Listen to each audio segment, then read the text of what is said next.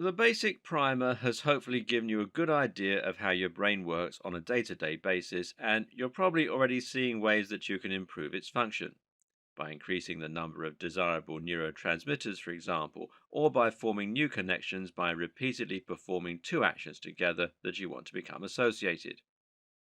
But what can also help to a great degree is to understand what the brain was designed for and thereby why it is built the way it is. And this all comes down to evolutionary psychology. The most important thing to understand about your brain is that it's built for survival. And how do you survive? Well, by adapting to your environment. Every single aspect of your brain function is tied to this basic principle, and that means a lot of the way that your brain works can be predicted in different circumstances. At one point during the development of modern psychology, a field called behaviorism reigned. What this school of thought basically told us was that everything could be rote learned and that our entire subjective experience of the world was based on associations we formed through our interactions with the world. The most famous example of this principle in action was the study referred to as Pavlov's dogs. In this study, Ivan Pavlov rang a bell every single time he fed his dogs. Over time, he found that the dogs would develop a response to the sound of the bell. They would begin salivating even when there was no food present. This demonstrated that they learned through association and that the simple repetition was enough to form that association. Behaviorism says that everything we know is learned in this way. As babies, we're largely blank slates, although not entirely, and thus we learn how to interact with the world through association. For example, we learn that by reaching for things, we'll often be past them. Thus, we develop an understanding for the reaching gesture. When we touch fire, it causes a burning sensation, and the association that forms teaches us not to touch flames again. When we eat, it releases serotonin, and we learn that we like eating. We come to associate the smell of cookies with grandma's house, and we learn language by seeing how people react to different words. On a neural level, we now know that this is all to do with neural plasticity. Once again, what fires together wires together. And when something is very important, like the fire, dopamine and other neurotransmitters are released to make that memory form even faster. Our environment is always changing, so this is the best way for the brain to survive. By adapting to different environments, our brains ensure that the behaviors we acquire are perfectly suited to the environment we're in. Ultimately, we learn to avoid danger and gravitate towards food, sex, and shelter. Why is this so important to understand? Because we're adapting to any situation we're put in. That means you're still adapting right now to working in an office, being constantly stressed, and looking at your phone a lot. The connections you're not using are atrophying, while many unhealthy behaviors continue to strengthen with time. While behaviorism did a fine job of explaining psychology for a long time, it was eventually found to be overly simplistic and unable to explain the full gamut of human experiences. For example, most of us would agree that we can learn things by reading. Yet, how does this fit into the behaviorist model? And how can you become phobic of heights without ever having fallen from a height? CBT, cognitive behavioral therapy, uses behaviorism as a starting point and then builds a cognitive element on top of that. This states that what we think also plays an important role, and that we can actually create new associations by thinking. In other words, if you think about falling, this can create new neural connections as though you were falling, and that in turn can lead to the formation of a phobia or to changes in personality. Now, hold that concept in your mind for a moment while we take a look at another concept. This one is called embodied cognition. Embodied cognition is a more recent psychology theory that says all of our understanding of the world around us comes from our bodies. This fits with the evolutionary explanation that our brains evolved to help us survive in our environment based on our interactions. The question posited to psychologists was this: when someone tells you information, how do you understand that? You learned English growing up, yes, but what is it that allows you to understand English? Your brain doesn't innately understand English, so you must be translating that language into something like a machine code in order to process it. For a while, psychologists made up the term mentalese in order to explain this gap. But later, a more useful theory was put forward.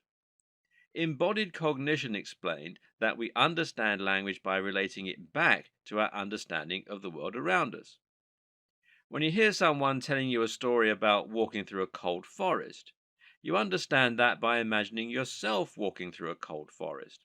And this causes all of those relevant neural connections to fire as you think of the implications of that, relevant memories, etc., etc.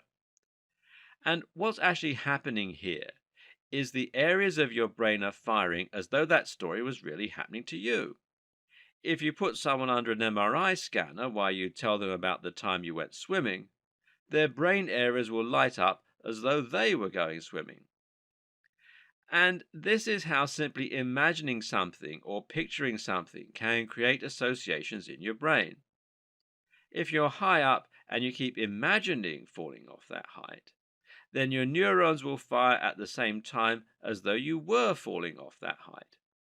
This is enough to cause those neurons to wire together and create a strong connection, to the point where it's hard not to picture falling off that height. This causes a flood of neurotransmitters related to the experience of falling, and what do you know? You pass out in a sweaty heap.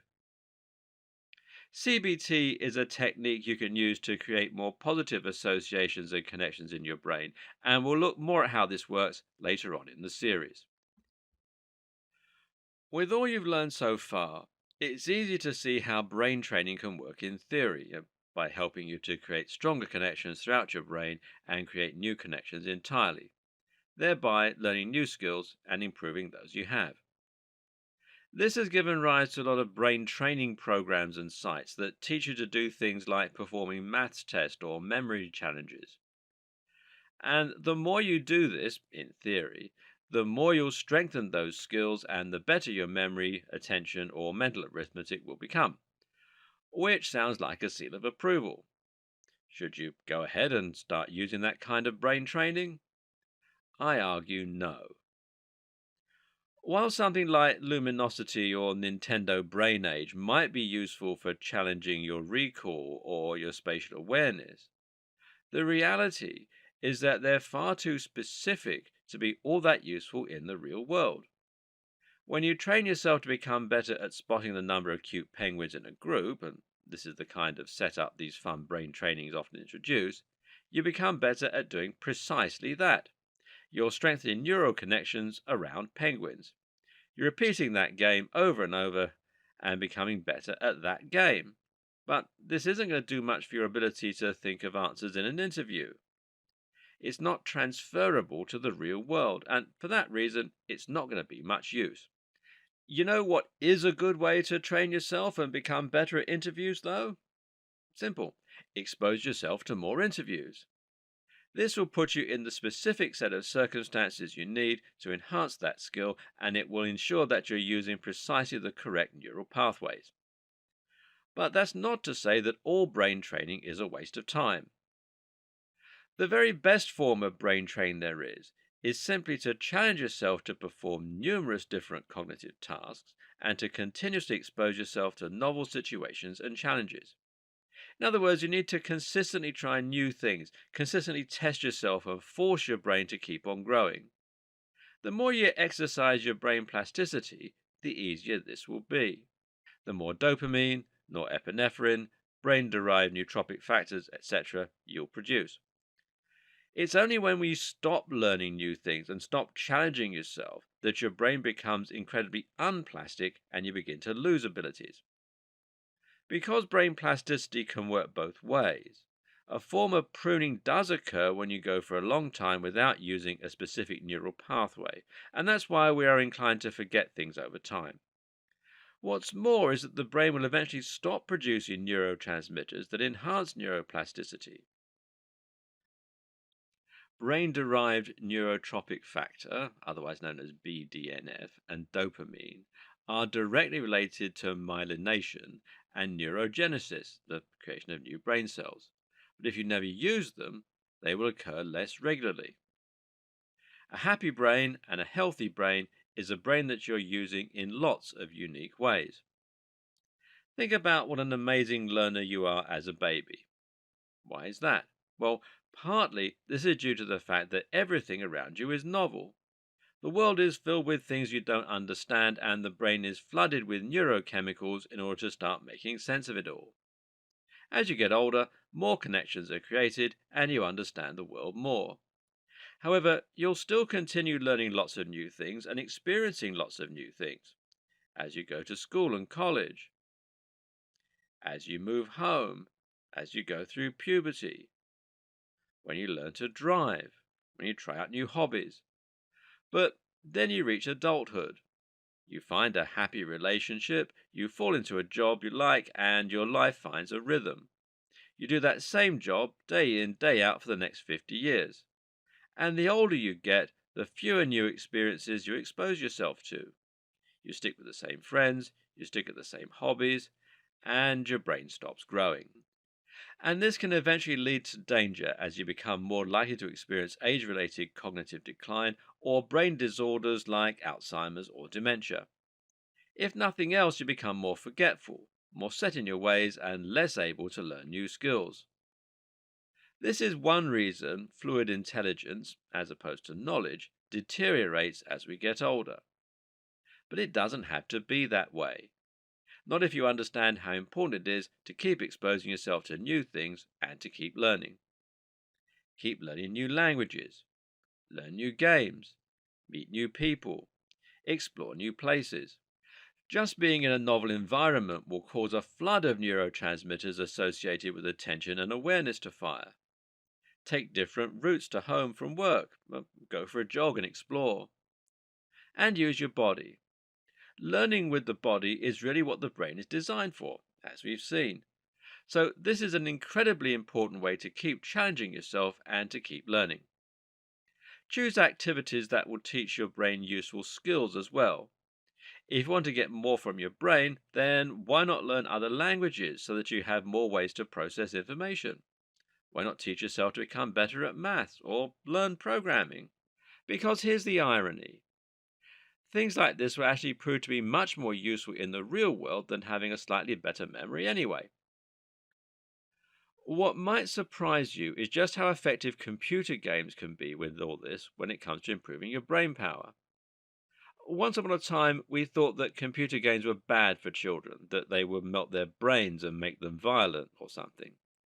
The reality, however, couldn't be more different. Computer games have now been shown in studies to improve decision making under stress. Playing action shooters enables us to make better decisions in less time than people who don't play computer games. At the same time, they actually improve visual acuity. They make us more efficient at spotting differences in color and at noticing things on the horizon, which of course is a result of looking out for targets. Computer games can even improve your odds of lucid dreaming. This is a type of dreaming where you know you're asleep and gain the ability to control your movements and the contents of the dream. But that's not where the real strength of computer game lies. Rather, computer games offer a very novel kind of brain training because each game is different. Each game uses different controls, which teaches us different motor skills, and each game introduces us to new 3D environments. Sometimes even the physics will change. Each time you pick up a new game, you're forced to learn the new controls and the new rules. You have to start finding your way around a new environment, and you have to change the way you think. This all takes plasticity, as new neural networks are made in your motor cortex as well as in your prefrontal cortex. Each time you learn a new game, it's like learning a new skill, and you have the exact same releases of dopamine, more so in effect, when you get it right. In fact, the truth is even more impressive than that. Computer games are addictive because of the release of dopamine. Why is dopamine released when we play games? Well, because we're learning. The brain loves learning, and if you can make it fun, suddenly you'll start becoming better at everything.